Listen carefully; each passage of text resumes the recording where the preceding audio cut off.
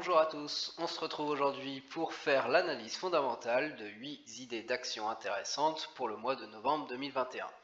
Ces actions sont toujours choisies de la même façon, il s'agit d'actions que j'ai en portefeuille ou que j'avais en tout cas en portefeuille au mois d'octobre et qui ont surperformé le marché. Le mois d'octobre ayant été très bon, j'ai même pris uniquement des actions qui avaient dépassé les 10% durant ce mois d'octobre avec ce rebond qui a effacé complètement le retracement, la petite correction qu'il y avait eu au mois de septembre. En petite, elle était assez conséquente, mais elle est déjà complètement effacée et maintenant nous sommes repartis pour les mois au niveau de la saisonnalité, même si cela reste que des statistiques, sur 6 mois qui sont bons, puisque la saisonnalité de novembre à avril est généralement très bonne, et encore plus sur les marchés américains. Il y aura 7 actions du côté des États-Unis et une seule action européenne, puisqu'il n'y en a qu'une qui a dépassé les 10%, ce qui fait que je vais vous la présenter. Et pour le reste des critères, cela sera bien entendu des actions qui sont bonnes au niveau des critères globalement, puisque cela fait aussi partie de ma sélection. Ce n'est pas uniquement des actions qui ont fait les 10%, bien entendu, mais même, j'avais envie de dire, bien au contraire. Nous allons faire cette vidéo toujours de la même façon, l'analyse fondamentale suivant les 8 critères. Tout d'abord les 5 critères essentiels, je vous mets le lien vers la vidéo qui détaille ces 5 critères si vous ne l'avez pas vu. Et également suivant les 3 critères supplémentaires concernant les dividendes, et je vous mets le lien vers cette deuxième vidéo qui détaille ces 3 critères supplémentaires si vous n'avez pas vu non plus cette vidéo. Nous allons remplir le tableau ci-dessous avec la validation des critères. Plus on va aller vers du rouge, plus cela signifiera que le critère est invalidé, et plus les critères seront valides, plus nous mettrons du vert. On commence de suite, donc du côté des États-Unis, avec l'entreprise Oracle. Oracle, j'ai fait la mise à jour, je vous renvoie vers la vidéo, une mise à jour en octobre, donc vraiment il n'y a pas longtemps, il y a quelques semaines. Donc du coup, c'est pas étonnant, mais il n'y a pas de mise à jour à faire au niveau des critères. Vous voyez que tout va rester en place. Du côté business, c'est toujours du vert côté Oracle. Du côté des actualités, il n'y a qu'une seule actualité par rapport à octobre. C'est l'union au niveau d'un projet, un projet qui va être fait entre Oracle et Orange. Donc Oracle, fournisseur notamment de solutions cloud, et Orange, le fournisseur télécom. Et tout cela va se faire du côté de l'Afrique de l'Ouest et a pour but d'améliorer les infrastructures numériques de cette région du monde. Côté capitalisation, Oracle reste une grosse capitalisation, cela reste donc du vert. Côté résultat, cela reste globalement haussier, même si ce n'est pas tout le temps à la hausse, donc c'est du vert clair, mais globalement c'est en hausse sur 5 ans. Le cours de bourse, lui, est plutôt haussier également, même bien haussier, c'est donc du vert.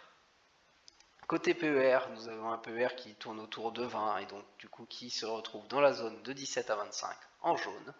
Côté dividende, le rendement est de 1,35 avec les cours actuels, c'est donc un rendement qui est moyen et entre 1 et 2%, ce que nous mettons en jaune. Le dividende est lui complètement croissant sur les 5 dernières années, il est en hausse chaque année, c'est donc du vert. Et le ratio de distribution est lui mis en vert clair, puisque globalement c'est toujours inférieur à 60%, sauf l'année 2018, où les résultats, les bénéfices ont été un peu moins bons pour Oracle, et qui n'a pas néanmoins baissé son dividende, et donc du coup ça fait un ratio de distribution qui était un peu moins bon pour cette année-là, donc un petit bémol mis en vert clair. Pas de choses plus à dire concernant Oracle, c'est un bilan qui est plutôt positif puisque vous voyez qu'il n'y a qu'un seul des 5 critères essentiels qui se retrouve en jaune, il s'agit du PER, tout le reste c'est du vert ou du vert clair. Pareil côté dividende, certes le rendement est moyen, mais ce dividende est en augmentation et plutôt très bien maîtrisé. Nous passons de suite à la deuxième entreprise et il s'agit de Alibaba. Alibaba, entreprise du côté de la Chine, mais qui notamment du côté des États-Unis, avec tout ce qui est les ADR. Du côté d'Alibaba, là ça fait beaucoup plus longtemps que je vous l'avais présenté, puisque j'avais fait la vidéo en juin, donc là c'est une mise à jour qui date de plus longtemps. Il n'y aura qu'un seul critère néanmoins qui a évolué depuis cette date-là, il va s'agir du PER, nous allons le voir tout à l'heure. Côté Alibaba, le business reste du vert, Alibaba c'est ce qu'on appelle le Amazon du côté chinois. Côté business, là, il y a plein d'actualités. Jack Ma, son président, qui avait eu des déboires et qui avait un peu disparu de la circulation il y a un an à peu près, hein, à partir de novembre dernier, et puis pendant plusieurs mois. Donc on se demandait un peu ce qu'il se passait, sachant qu'on connaît les restrictions du côté de la Chine et sachant qu'il avait tenu des propos qui étaient un peu anti-système du Parti communiste chinois, le parti en place actuellement. Donc du coup c'était assez inquiétant de savoir, et avec les restrictions politiques qu'il peut y avoir en Chine, ce qu'il allait y avoir contre le groupe. Néanmoins, Jack Ma est réapparu désormais à l'étranger en Espagne, et donc du coup cela montre qu'a priori il n'y a pas de poursuite à son encontre du côté de la Chine, puisqu'il est maintenant est capable de revoyager, ce qui est plutôt rassurant de ce côté-là. Une deuxième actualité, c'est la partie mise en place d'une puce de semi-conducteurs, puisque comme Amazon, comme toutes ces boîtes-là, Alibaba propose tout un service de cloud, et donc du coup avec une propre puce faite pour son service de cloud qui est dédié. Une troisième actualité concerne le fait que Alibaba est très présent en Europe de l'Est et de plus en plus, il représente 2,9% du marché à peu près, derrière des concurrents de e-commerce qui sont polonais et russes, mais surtout loin devant Amazon qui est presque inexistant dans cette région du monde, puisqu'elle ne figure qu'à la fin du top 10, alors qu'Alibaba est dans le top 3. Et nous terminons les actualités du côté d'Alibaba avec le Single Days, donc la journée des célibataires, le grand festival de vente du côté d'Alibaba, hein, une grande journée mondiale du shopping qui est fait à chaque fois le 11, donc le 11 novembre, hein, puisqu'effectivement c'est un autre nom qui est donné à cette journée, le 11.11. Et du coup, Alibaba a lancé officiellement, hein, puisqu'il y a un coup d'envoi, on va dire, qui est fait plusieurs semaines avant, à chaque fois, cette journée-là qui va arriver du coup sous peu, la semaine prochaine.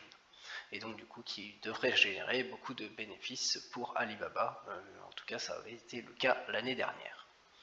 Côté capitalisation, Alibaba reste une grosse capitalisation, cela reste du vert, pas de souci de ce côté-là. Côté résultats, les résultats d'Alibaba sont toujours en croissance, hein, pas de changement non plus, c'est donc de la croissance chaque année, c'est donc du vert. Le cours de bourse est lui sur 5 ans très haussier, de l'ordre de 70%, mais il reste inférieur à 5% par an si on prend sur 3 ans, puisque c'est une hausse de 10% environ. Cela reste donc du vert. Côté dividende, Alibaba ne verse toujours pas de dividendes, donc nous avons mis les critères comme pour toutes les entreprises qui ne versent pas de dividendes en gris, rouge et gris. Gris à ne pas considérer, il s'agit de l'augmentation du dividende puisqu'il n'y a pas de dividende, et le ratio de distribution qui lui pourrait être mis effectivement à 0, donc plutôt en vert puisqu'il n'y a pas de trésorerie faite pour les dividendes. Je préfère mettre à ne pas considérer en gris. Et par contre le rendement est lui à 0 et est donc mis en rouge. Allons donc mettre à jour le dernier critère qui nous reste, il s'agit du PER, du ratio cours sur bénéfice. Le ratio cours sur bénéfice, le PER, est affiché à 18,91 avec les cours actuels par rapport aux bénéfices glissant sur un an. Ce 18,91 se situe donc dans la zone entre 17 et 25, zone que nous mettons en jaune. Il était précédemment dans la zone en orange quand nous avons fait l'analyse en juin, et donc c'est une amélioration de ce côté-là. Mais l'amélioration de ce côté-là, elle se traduit notamment sur la courbe graphique. Hein. Si on prend par exemple le 18 juin ici, vous voyez qu'il y a eu 25% de baisse. Et donc c'est cette correction sur le groupe Alibaba, hein, que vous voyez, correction, si on prend le sommet, ça a commencé le 23 octobre 2020, donc ça fait plus d'un an que Alibaba corrige. Hein, vous voyez, à près de 50%, 48,78 actuellement. Même s'il y a peut-être un petit rebond là, hein, qui va commencer à se poursuivre, hein, et qui a peut-être pris forme début octobre, affaire à suivre, hein, puisque pour l'instant nous sommes toujours dans cette baisse, hein, dans cette tendance baissière, ça n'a pas quitté cette tendance baissière. Mais en tout cas, c'est cette tendance baissière qui explique que le PER s'est amélioré et que le titre devient plus intéressant d'un point de vue pricing. Le bilan est donc mis à jour du côté d'Alibaba avec le PER qui est amélioré et qui passe du orange au jaune. Le bilan pour Alibaba, vous le voyez, il n'y a qu'un seul critère dans les 5 critères essentiels qui apparaît en jaune, c'est donc un bilan plutôt positif avec tous les autres critères qui apparaissent en vert ou en vert clair. Côté dividende, ce n'est pas à considérer puisqu'il n'y a pas de versement de dividende, ou en tout cas pas pour le moment, du côté d'Alibaba. Le bilan est plutôt positif, mais attention, Alibaba reste une entreprise du côté de la Chine, avec le fait que les ADR du côté des marchés américains sur le NYSE américain peuvent s'arrêter du jour au lendemain. Trump en avait parlé, maintenant pour l'instant ce n'est pas mis en place, Biden n'en a pas reparlé, mais il y a toujours des risques, et il y a aussi des risques côté politique, avec la politique qui peut être exigeante du côté chinois, et qui n'est pas une politique, on va dire, pas une démocratie, comme dans les autres pays. Donc attention de ce côté-là. Nous passons sans plus attendre à la troisième entreprise, et il s'agit de Target. Je n'ai pas encore présenté cette entreprise jusqu'à maintenant, nous allons donc passer en revue et en détail chacun des critères. Target Corporation est une entreprise de grande distribution du côté des États-Unis. C'est le deuxième plus gros distributeur, discount, et le cinquième distributeur au niveau général au niveau des États-Unis, derrière les noms bien connus de Walmart, Home Depot, Kroger et Costco. Certaines de ces quatre entreprises, je les ai déjà présentées. L'entreprise se classe 33e au niveau des Fortune 500 en 2007, et elle opère uniquement sur le marché américain puisqu'elle a quitté désormais le marché canadien depuis janvier 2015, où elle avait repris certains des magasins pendant 3 ans de l'ancienne chaîne canadienne Zellers. C'est une entreprise qui est vieille, puisqu'elle date de 1902, vous voyez, du côté de Minneapolis, et les effectifs actuels sont de 352 000 personnes.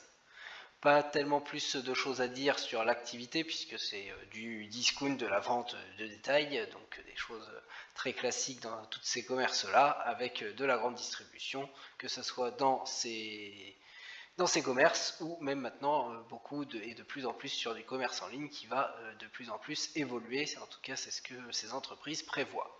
Il n'y a pas de grandes actualités du côté de Target, mais dans tous les cas, c'est du vert côté business. Côté capitalisation, la capitalisation boursière pour Target s'élève à 124,09 milliards de dollars, c'est donc largement plus que 500 millions de dollars, et donc c'est du vert pour ce deuxième critère. Côté résultats, les résultats, vous voyez en jaune ici sur ce graphique l'évolution sur 5 ans du bénéfice, du résultat net par année, et c'est complètement croissant sur cette courbe-là. Vous voyez plus 33% pour 2021 par rapport à l'année d'avant, plus 11,71 ici, 0,79, 6,58. Donc uniquement croissant, c'est la même chose pour le chiffre d'affaires, c'est donc du vert pour ce critère du résultat net de l'évolution sur les 5 ans. Côté cours de bourse, ça s'affiche en vert et c'est donc très haussier. L'évolution est d'environ 256,37% sur 5 ans, donc largement plus de 5% par an. Et si nous prenons par rapport au 9 novembre 2018, donc sur 3 ans, nous avons 192,47% d'augmentation. C'est là encore largement supérieur à 5% par an. C'est donc du vert pour ce critère également. Le ratio cours sur bénéfice, le PER, il est ici de 20,26. Il se trouve donc dans la zone qui va de 17 à 25. C'est la zone que nous mettons en jaune, la zone moyenne. Il n'est pas trop élevé, pas trop faible non plus. Il pourrait être plus intéressant, mais ce cours de bourse est quand même assez élevé. Du côté des dividendes, l'historique du dividende, vous voyez la progression, c'est complètement haussier année après année, et nous nous concentrons sur les 5 dernières années, et vous voyez même une très forte augmentation pour l'année 2021 du côté de ce dividende.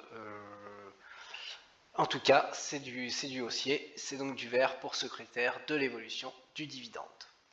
Ce dividende, le rendement par rapport au cours de bourse actuel, il est de 1,38%, ce qui nous fait un dividende qui se situe entre 1 et 2%, la zone moyenne que nous mettons en jaune. Un dividende intéressant, mais pas extrêmement intéressant.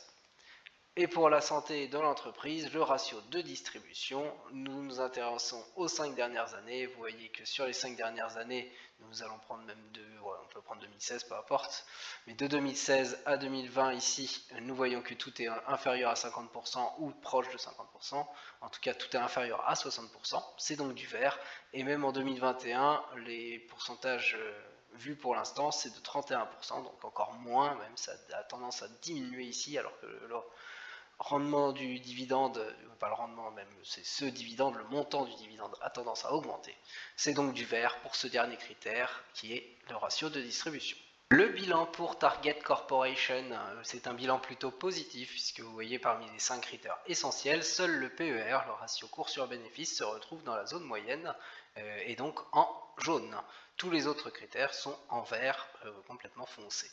Du côté des dividendes, pas d'inquiétude non plus du tout, puisque le rendement est certes moyen, il est dans la zone entre 1 et 2%, et donc en jaune, mais ce dividende est en augmentation constante année après année, et le ratio de distribution est tout le temps inférieur à 60%, et donc c'est très bon pour la santé financière de l'entreprise. Nous passons sans plus attendre à la 4e entreprise, et il s'agit de Best Buy.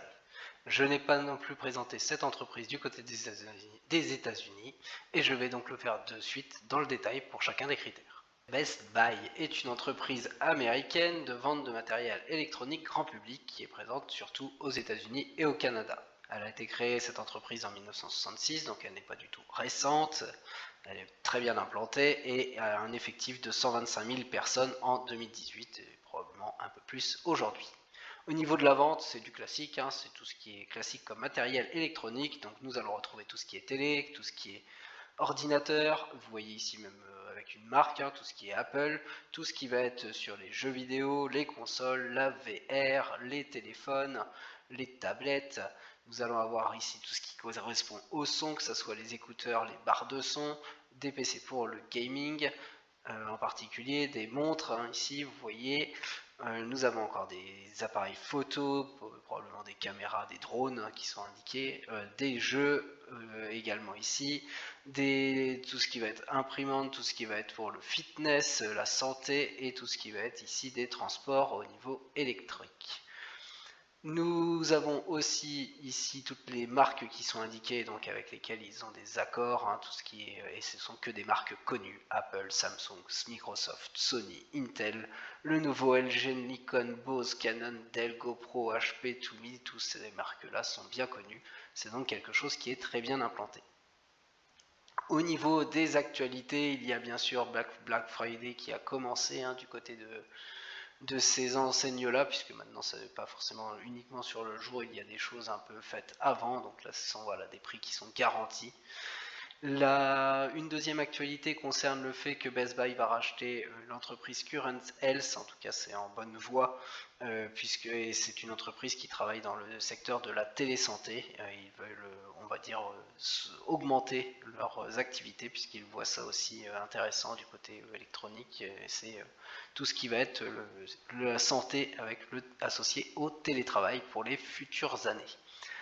A noter également dans les actualités qu'il y a des accords, comme je vous l'ai dit, avec les marques, et ici la marque Samsung dont on va parler, et un accord de réparation sur plusieurs téléphones, donc ce qui augmente les activités de Best Buy. De la même façon, il y a des accords avec aussi T-Mobile. Dans tous les cas, côté business, avec tout ce que je viens de dire, cela donne du vert, quelque chose de très bien implanté.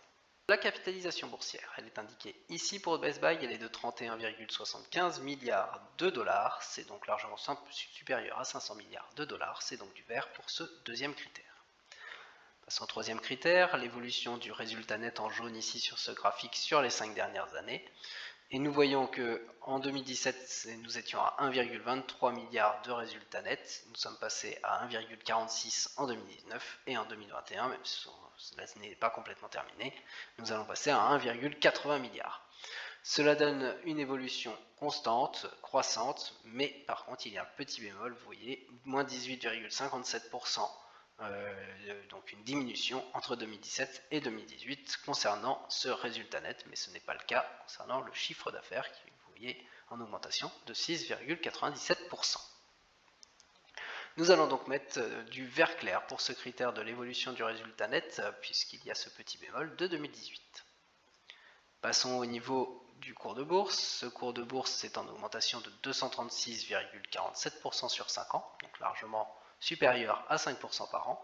Et si nous prenons par rapport à début novembre, le 2, le 9 ça va pas changer grand chose, le 9 c'est très bien, 90,4% 40% d'augmentation sur 3 ans, c'est encore supérieur à 5% par an, et donc c'est du vert pour ce critère de l'évolution du cours de bourse sur les 5 dernières années.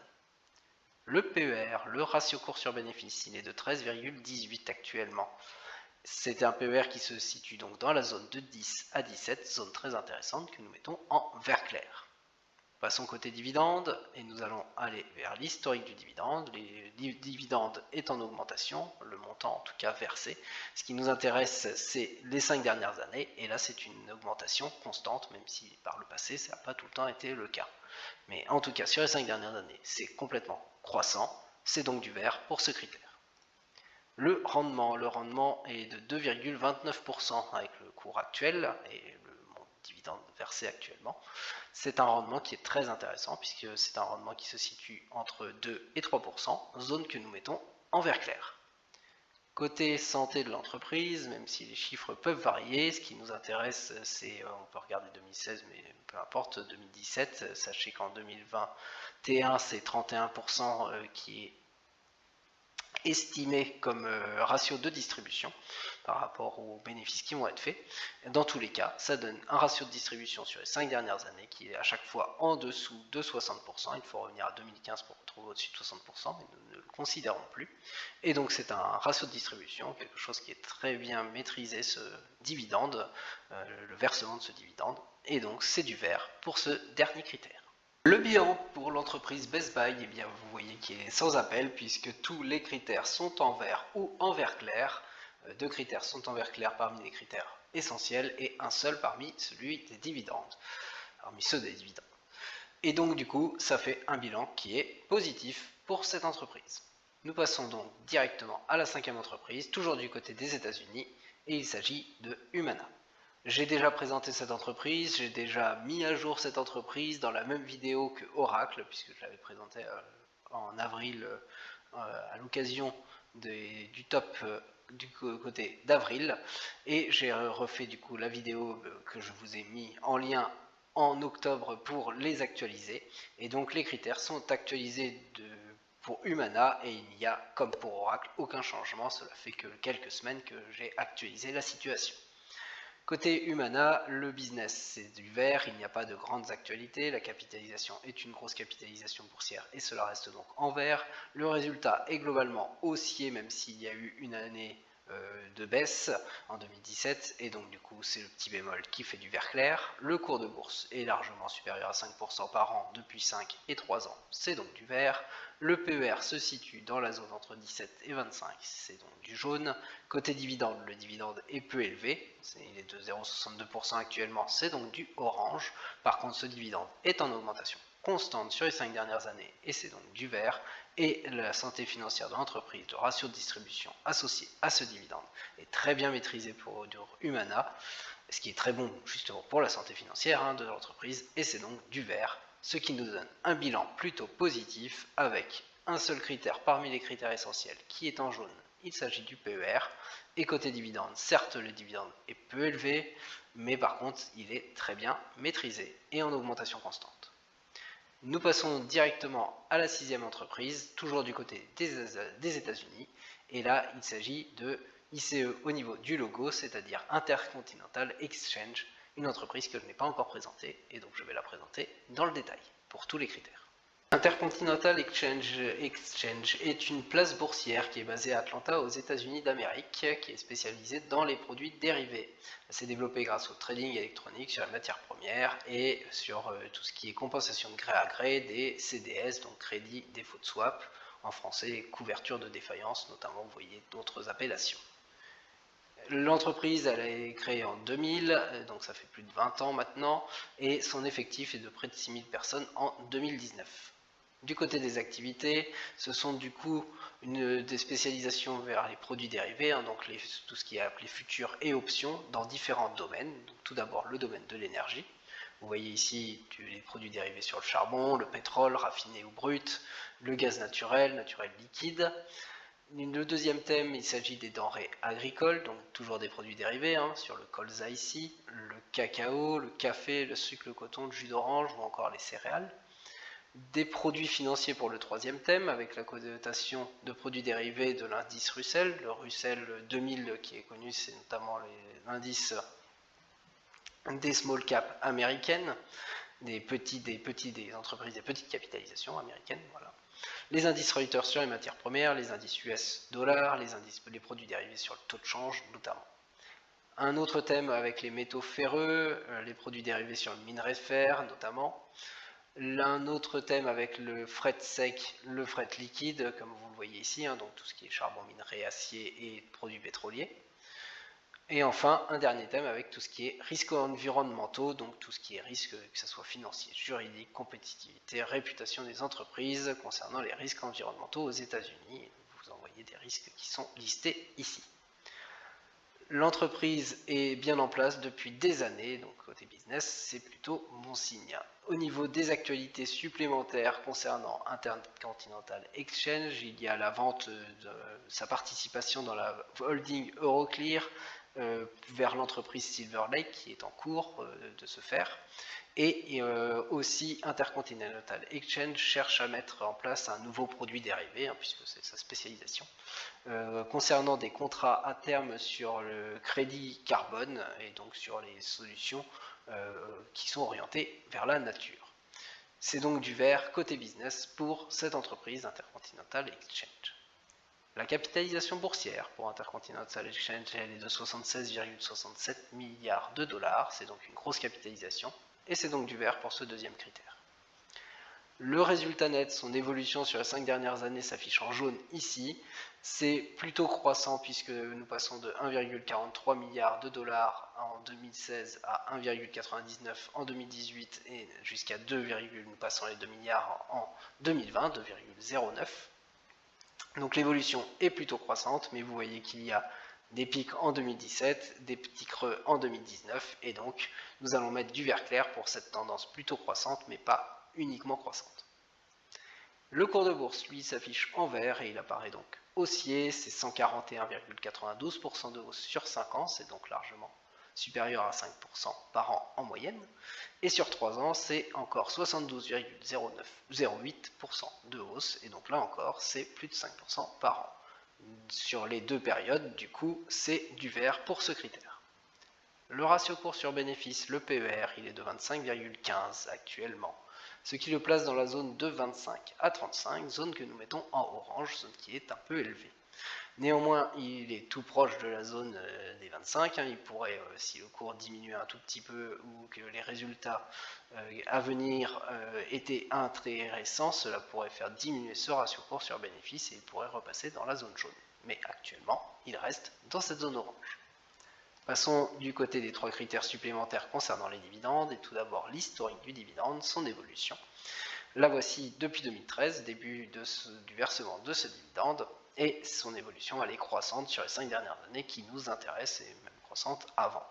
C'est donc sans appel ici, et c'est donc du vert pour ce critère, avec un dividende qui est en croissance, et une croissance, vous le voyez ici, de 16% par an en moyenne. Le rendement, lui, il est de 0,96%, c'est donc un rendement qui est faible, qui est inférieur à 1%, mais qui existe quand même, et qui se situe donc entre 0 et 1%, et donc que nous mettons en orange. Comme pour le PER, il est tout proche de la zone jaune, puisque la zone jaune serait s'il dépassait les 1%, ce qui pourra arriver très rapidement. Néanmoins, c'est du orange. Concernant la santé de l'entreprise, le ratio de distribution associé à ce dividende, vous voyez sur ce graphique, nous ne dépassons jamais les 30% depuis le début que le dividende est donné et versé aux actionnaires. Et donc c'est un ratio de distribution inférieur à 60% à chaque fois, un ratio de distribution très bien maîtrisé, un versement de dividende très bien maîtrisé, et c'est donc du vert pour ce dernier critère. Le bilan pour ICE, donc Intercontinental Exchange, est plutôt positif avec un seul critère qui s'affiche par contre en orange quand même, hein, du côté des critères essentiels, donc c'est un peu moins bon que sur les entreprises précédentes, ça se voit directement, mais tous les autres critères sont en vert. Et par contre ce PER en orange, hein, il est très proche de la zone jaune, il vient tout juste de passer dans cette zone orange. Du côté du dividende, le dividende est certes en orange lui aussi, il est tout proche de la zone jaune également, mais il est parfaitement maîtrisé puisqu'il est en augmentation constante et avec un ratio de distribution faible, ce qui est très bien pour la santé financière de l'entreprise. Septième et dernière action du côté des États-Unis, et il s'agit de Teradyn. Je n'ai pas encore présenté cette entreprise jusqu'à présent, et donc là encore, je vais présenter chacun des critères en détail. Teradyn est une entreprise américaine, que vous voyez un ATE, un Automatic Test Equipment, donc c'est une entreprise qui développe et qui produit des équipements de test automatiques du côté des États-Unis. Vous voyez ses principaux clients, ce sont des gros clients du côté technologique avec Samsung, avec Qualcomm, avec Intel, avec Analog Services, avec Texas Instruments ou encore IBM. L'entreprise a été fondée en 1960, elle est donc assez ancienne et actuellement il y a 5400 employés, en tout cas en 2019. Un petit aperçu des différentes activités, des grands domaines, on va dire, en tout cas, de Teradyn sont sur son site, avec, vous voyez ici, de l'automatisation du côté de l'industrie, du test sur les semi-conducteurs, du test sur tout ce qui est connexion, tout ce qui est Wi-Fi, du test sur tout ce qui est stockage de données notamment, des tableaux de bord pour la production, pour les tests de production en tout cas, des softwares, donc des logiciels sur tout ce qui est mouvement, le contrôle du mouvement, et ensuite des applications dans tout ce qui est défense et aérospace. Donc une activité qui est très diversifiée, bien implantée, pas de grandes actualités actuellement du côté de Teradyn, mais pour le business, dans tous les cas, c'est du vert.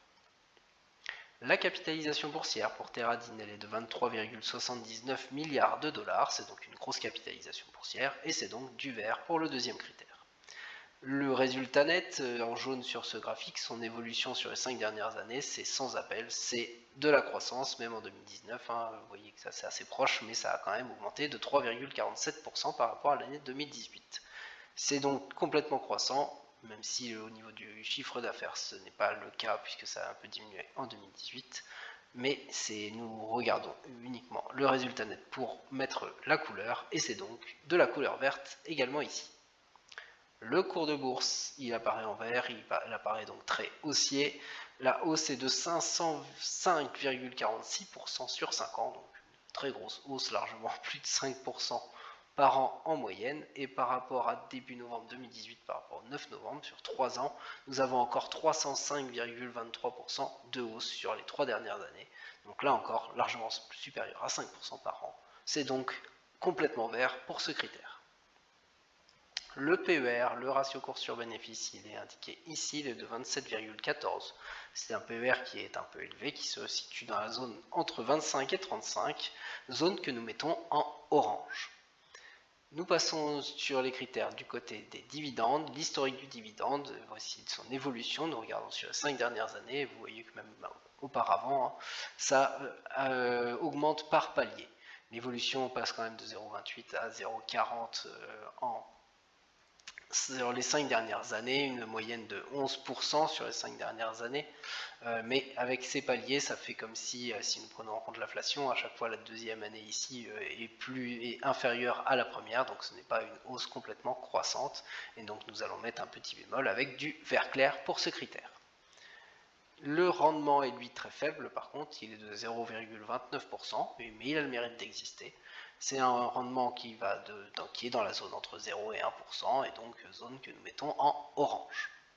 Du côté de la santé financière, du ratio de distribution, la distribution sur le résultat net, vous la voyez ici, elle est extrêmement faible sur les 4 dernières années, et probablement ça va être la même chose en 2021, bon, c'est même très probable, mais par contre vous voyez qu'en 2016 l'entreprise n'avait pas fait de bénéfices, elle était en perte à l'époque, ce qui n'est plus du tout le cas actuellement, et donc du coup elle avait quand même versé un dividende à l'époque, et donc c'était endetté pour verser ce dividende, ce qui n'est pas bon, et ce que nous allons mettre un gros bémol pour cela, et donc nous allons mettre ce critère en jaune. Néanmoins, ce critère risque, dès que nous allons avoir 2021, risque très largement de s'améliorer et même de passer directement en vert. Mais pour l'instant, c'est du jaune.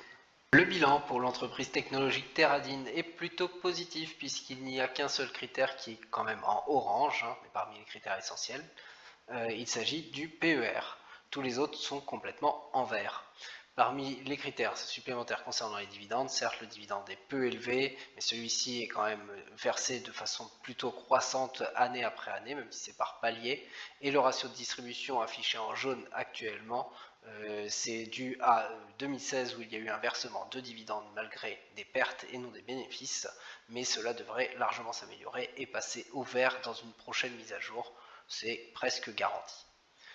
Nous passons pour la dernière entreprise du côté de l'Europe, et il s'agit d'une entreprise que nous avons déjà vue ensemble, puisqu'il s'agit de l'entreprise Sofina, une holding belge qui est éligible au PEA, puisque nous sommes de retour en Europe, et souvent il y a des actions éligibles au PEA. Aucun changement pour Sofina par rapport à la fois où je vous l'avais présenté, il s'agit d'août 2021, de cet été, et les critères n'ont pas du tout changé, avec un bilan qui est ici très positif, puisque vous voyez beaucoup de vert. Du côté du business, pas de grandes évolutions non plus depuis l'été du côté de Sofina, bien sûr, c'est surtout les entreprises dans lesquelles elle investit qui vont plutôt bien. Côté capitalisation, cela reste une grosse capitalisation boursière, pas de souci de ce côté-là. Les résultats inchangés, c'est complètement croissant. Le cours de bourse, il est complètement croissant aussi, et donc c'est inchangé. Le PER, il est extrêmement faible, il est à 4, quelque chose, il est inférieur à 5 carrément, donc largement inférieur à 10. Côté dividende, le dividende est de 0,76% actuellement et donc assez faible et reste en orange. Ce dividende est versé de façon complètement croissante année après année et le ratio de distribution est extrêmement faible, largement inférieur à 60% chaque année et donc cela reste du vert. Le bilan est donc totalement, il est positif puisque le dividende reste quand même assez peu élevé, mais le bilan est positif, les 5 critères essentiels sont complètement verts pour cette entreprise éligible au PEA, le rendement du dividende est certes peu élevé, mais ce dividende est en augmentation année après année et parfaitement maîtrisé. Je vous laisse donc ici avec ce tableau de 8 idées d'actions intéressantes analysées de façon fondamentale pour le mois de novembre 2021, avec des actions que nous avions déjà vues, donc il s'agit de mise à jour pour Oracle, pour Alibaba, pour Humana et pour Sofina, et 4 nouvelles actions qui sont Target, Best Buy, Intercontinental Exchange et Teradin que vous avez pu voir en détail dans cette vidéo. Ce tableau montre beaucoup de vert puisque comme je vous l'avais promis, je me base à chaque fois sur les idées intéressantes sur des actions où les bilans sont au moins plutôt positifs, voire très positifs. Et en plus avec le mois, je me suis basé sur les actions que j'avais en portefeuille et qui ont extrêmement bien performé en octobre et qui ont même dépassé les 10% puisque c'était un mois très positif. Je me suis basé uniquement sur celles qui avaient dépassé 10%. Je vous laisse donc avec ce bilan positif, je vous dis à très bientôt, je vous souhaite une très bonne journée